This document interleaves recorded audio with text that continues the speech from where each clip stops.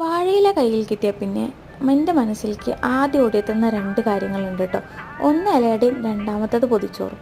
അതിൽ ഇലയടയ്ക്കാണ് പ്രാധാന്യം കുറച്ച് കൂടുതൽ. അതുകൊണ്ട് തന്നെ കയ്യിൽ കിട്ടിയ പാട് അതങ്ങ് ഉണ്ടാക്കി വെക്കും. അത് കഴിഞ്ഞിട്ട് ബാക്കി ഇലവൊന്നും തരും. എന്നാൽ പിന്നെ ഒരു പൊതിച്ചോറും കൂടെ സെറ്റാക്കി എടുക്കാമെന്ന് കരുതിയിട്ടോ. അങ്ങനെ രാവിലെ എണീറ്റിട്ട് സിമ്പിളായിട്ട് ഉണ്ടാക്കാൻ പറ്റിയ കുറച്ച് സാധനങ്ങളൊക്കെ അങ്ങ് ഉണ്ടാക്കിയിട്ട് രാവിലെ തന്നെ അങ്ങ് കെട്ടി വെക്കാമെന്ന് വിചാരിച്ചു. എന്നാലല്ലേ ഉച്ചയ്ക്ക് കഴിക്കാൻ എടുക്കുമ്പോഴത്തേനും ആ ഒരു മണമൊക്കെ അങ്ങ് വരത്തുള്ളൂ. പിന്നെ നാട്ടിലൊക്കെ ആണെങ്കിൽ എവിടെ തിരിഞ്ഞാലും വാഴയും വാഴയിലായിരിക്കും. പക്ഷെ അപ്പോഴൊന്നും തോന്നാത്ത കൊതികളാണ് കേട്ടോ ഇതൊന്നും കിട്ടാത്ത നാട്ടിലെത്തുമ്പോഴുള്ള അവസ്ഥ. അതുകൊണ്ട് തന്നെ വാഴയില കിട്ടിക്കഴിഞ്ഞാൽ അത് വാടിയതാണെങ്കിലും ശരി എങ്ങനെയെങ്കിലുമൊക്കെ ഉപയോഗിച്ച് അതിന് ഞാൻ തീർക്കലുണ്ട് കേട്ടോ. അങ്ങനെ പിന്നെ നമ്മൾ പൊതിച്ചോറ് കഴിക്കാനായിട്ട് എടുത്തിട്ടുണ്ടായിരുന്നു. ഇതിങ്ങനെ തുറക്കുമ്പോഴത്തേനുള്ള ആ ഒരു മണം അത് പറഞ്ഞറിയിക്കാൻ പറ്റില്ല കേട്ടോ. ഭയങ്കര രസമാണ് കേൾക്കാനായിട്ട്. അപ്പോൾ എന്തായാലും ഞങ്ങളെന്നാൽ പൊതിച്ചോറൊക്കെ കഴിക്കട്ടെ. അടുത്ത വീഡിയോ ആയിട്ട് കാണാം.